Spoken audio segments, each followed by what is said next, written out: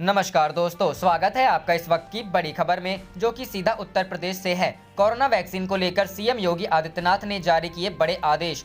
दूसरी बड़ी खबर में बताएंगे मोदी कैबिनेट का बड़ा ऐलान, किराना स्टोर से लेकर चाय वाले तक को मिलेगी पीएम वाईफाई की सुविधा। तीसरी बड़ी खबर में बताएंगे पूर्वी लद्दाख में एलएसी पर क्यों जुटा रखे हैं सैनिक, इस पर 5 तरह की सफाइयां दे चुका है चीन। जयशंकर, इसी प्रकार की 10 बड़ी खबरों में आपको ले जाएंगे। लेकिन अगर आप भी सीएम योगी और पीएम मोदी के साथ हैं तो आप अभी इस वीडियो को लाइक कीजिए, इस चैनल को सब्सक्राइब कीजिए और घंटी बजाएं और कमेंट में लिखें जय हिंद। रुख करते हैं पहले खबर की तरफ। भोले भाले किसानों के कंधे पर बंदूक रखकर विपक्षी फैला रहे अराजकता, सीएम योगी। जी हां दोस्तों, दिल्ली सीमा पर किसानों के आंदोलन और यूपी में सपा के पदयात्रा के बीच यूपी के मुख्यमंत्री योगी आदित्यनाथ ने विपक्ष पर प्रदेश और देश में अराजकता फैलाने का आरोप लगाया। सीएम योगी ने कहा कि विपक्षी दल माहौल खराब कर रहे हैं, भोले भाले किसानों के कंधे पर बंदूक रखकर अराजकता फैलाई जा रही है। उन्होंने कहा कि केंद्र ने किसानों के लिए कई क्रांतिकारी कदम उठाए हैं। रुख करते हैं अगली खबर की तरफ। किसान आंदोलन के बीच योगी सरकार की बड़ी पहल, 20 लाख किसानों को फ्री में मिलेंगे सब्जियों के बीज। जी हां दोस्तों, सब्जियों की खेती को बढ़ावा देने के लिए प्रदेश की योगी सरकार राज्य के 20 लाख किसानों को सब्जियों के बीज मुफ्त में देगी। सरकार की तरफ से यह कदम किसानों की आय दोगुनी करने की दिशा में उठाया जा रहा है। यह बातें प्रदेश के कृषि शिक्षा एवं अनुसंधान मंत्री सूर्य प्रताप शाही ने कही। वह शुक्रवार को गोरखपुर विश्वविद्यालय परिसर में नियोजन विभाग और गोरखपुर विश्वविद्यालय के संयुक्त तत्वावधान में आयोजित राष्ट्रीय वेबिनार के तकनीकी सत्र की अध्यक्षता कर रहे थे। उन्होंने कहा कि पूर्वांचल में किसानों की आय दोगुनी करने के लिए बागवानी या सब्जियों फलों की खेती बहुत कारगर हो सकती है। पूर्वांचल में बागवानी के क्षेत्र में असीम संभावनाएं हैं। अनाज जहां 6 माह में तैयार होता है, वहीं सब्जियां 2 से 3 माह में। जरूरत इस बात की है कि किसानों को ऐसी तकनीकी की जानकारी दी जाए जिससे वे बागवानी से अधिक आय अर्जित कर सके। किसानों के पिछड़ेपन का कारण यह है कि उन्हें सामयिक तकनीकी जानकारी नहीं है। कृषि क्षेत्र में विविधीकरण, क्रॉपिंग समय की मांग है, इसमें बागवानी महत्वपूर्ण भूमिका निभा सकती है।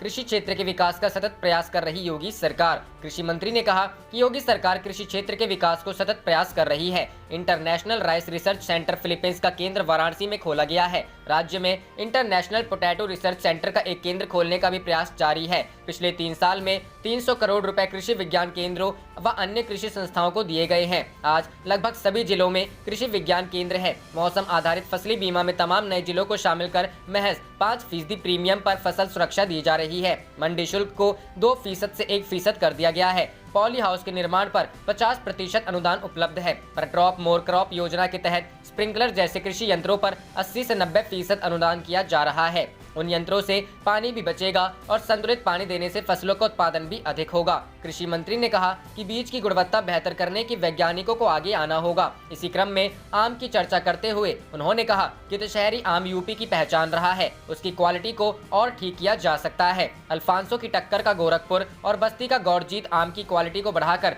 निर्यात के अवसर बढ़ाए जा सकते हैं। उन्होंने बताया कि राज्य सरकार ने अमरोहा और वाराणसी में 9.90 करोड़ रुपए की लागत से मैंगो पैक हाउस का निर्माण कराया है। राज्य से 2000 कुंटल आम का निर्यात कोरोना काल में भी हुआ है।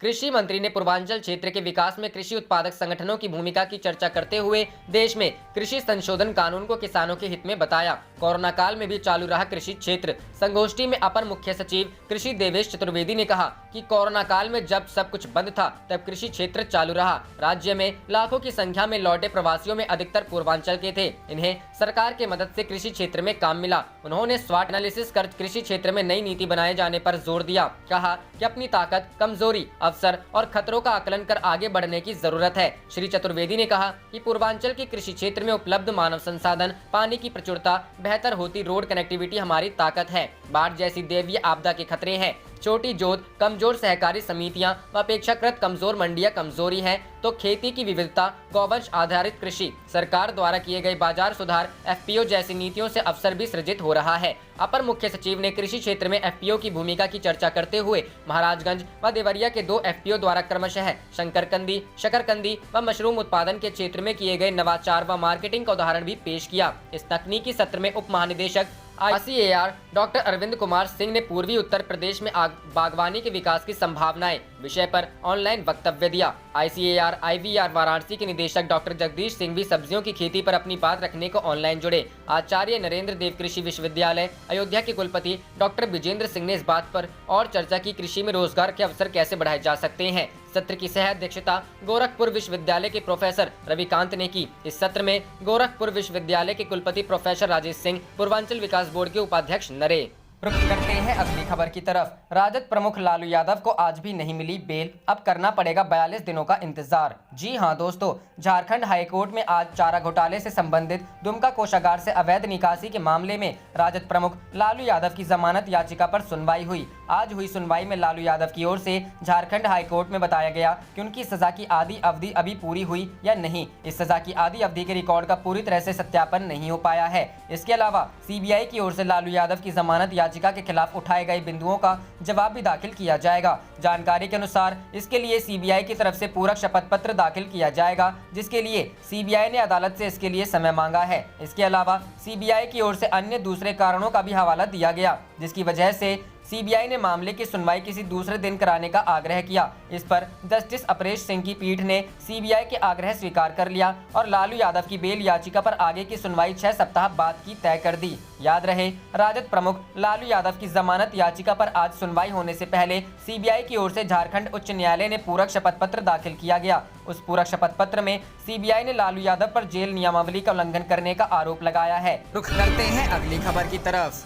कोरोना वैक्सीन को लेकर सीएम योगी आदित्यनाथ ने जारी किए बड़े आदेश। जी हां दोस्तों, यूपी के मुख्यमंत्री योगी आदित्यनाथ ने कोरोना वैक्सीन को लेकर कई आदेश जारी किए हैं। कोरोना वैक्सीन की सुरक्षित स्टोरेज कोल्ड चेन की स्थापना के बाबत एक फुल प्रूफ कार्य योजना तैयार करने के लिए स्वास्थ्य एवं गृह विभाग को संयुक्त रूप से करने को कहा है। उन्होंने कहा कि पहले रुबेला तथा खसरे की रोकथाम के लिए चलाए गए वैक्सीनेशन अभियानों के अनुभवों के आधार पर कोरोना वैक्सीनेशन अभियान प्रदेश में प्रभावी ढंग से लागू किया जाए। इसे लेकर योजना तैयार करने का सीएम योगी ने आदेश दिया है। यूपी में कोरोना वैक्सीन के स्टोरेज के लिए 3500 केंद्र स्थापित किए जाएंगे। इनकी प्रभावी सुरक्षा के व्यापक इंतजाम किए जाएंगे। मुख्यमंत्री योगी आदित्यनाथ ने केंद्र सरकार द्वारा प्रदेश में वैक्सीनेशन के लिए मास्टर ट्रेनर्स की ट्रेनिंग भी कराने के आदेश दिए हैं। इसके साथ ही वैक्सीन स्टोरेज सेंटर्स में सीसीटीवी लगाने का निर्देश दिया गया है। वैक्सीन कैरियर वाहनों में जीपीएस सिस्टम लगाया जाएगा, जिससे इसकी सुरक्षित सप्लाई सुनिश्चित की जा सके। वैक्सीन की सुरक्षित स्टोरेज के लिए सभी आवश्यक अवस्थापना सुविधाएं आगामी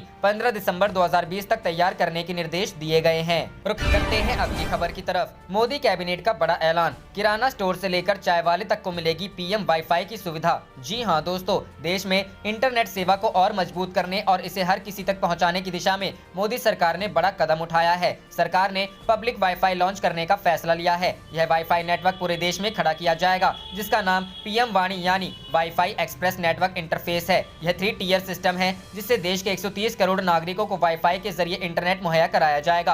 अहम बात यह है, इस नेटवर्क के जरिए आपके मोहल्ले की किराना की दुकान से लेकर चाय की टपरी वाले को भी इंटरनेट की सुविधा मिलेगी। केंद्रीय मंत्री रविशंकर प्रसाद ने बताया कि पब्लिक डेटा ऑफिस के जरिए कोई भी इस नेटवर्क का इस्तेमाल साइन इन के जरिए कर सकता है। इसके लिए उन्हें किसी भी तरह के लाइसेंस या रजिस्ट्रेशन की आवश्यकता नहीं होगी। फर्स्ट ईयर में बिजनेसमैन एयरटेल, जियो या किसी अन्य नेटवर्क लिए इंटरनेट की सुविधा ले सकते हैं। उनके आसपास की वाईफाई सुविधा भी उनके लिए उपलब्ध होती है। सेकेंड टीयर की बात करें तो पब्लिक डेटा ऑफिस, जो कि हर किसी को इंटरनेट मुहैया कराने में मदद करेगा। इसके बाद आखिरी चरण में आम नागरिक एक ऐप के जरिए इस इंटरनेट वाईफाई सुविधा का लाभ ले सकते हैं। इसके अलावा रविशंकर प्रसाद ने बताया कि कैबिनेट ने सबमरीन फाइबर केबल कनेक्टिविटी को कोच्चि से लक्षद्वीप के बीच फैलाए जाने की अनुमति दे दी है। रुख करते हैं अगली खबर की तरफ। पूर्वी लद्दाख में एलएसी पर क्यों जुटा रखे हैं सैनिक, इस पर 5 तरह की सफाइयां दे चुका है चीन। जयशंकर। जी हां दोस्तों, अब तक देखा गया है कि चीन बातचीत के दौरान सेनाओं को पीछे हटाने पर हामी तो भरता है, लेकिन जमीन पर उसकी सेनाएं पीछे नहीं हटती है।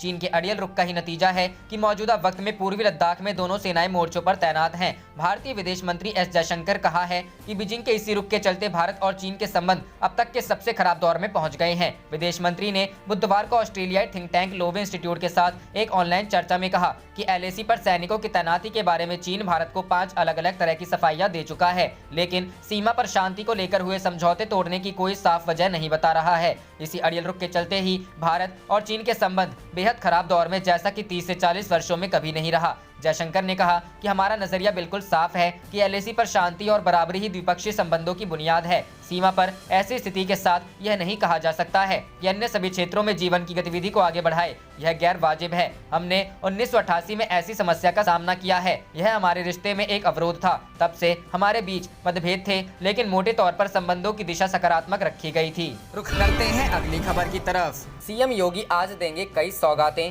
चीनी मिल लोकार्पण के साथ बटेंगे नियुक्ति पत्र। जी हां दोस्तों, मुख्यमंत्री योगी आदित्यनाथ बुधवार को सरकारी आवास 5 कालिदास मार्ग पर सिंचाई एवं जल संसाधन विभाग के नव चयनित 3209 नलकूप चालकों को नियुक्ति पर बांटेंगे। आप देख रहे थे आपका अपना चैनल जय हिंद जय भारत।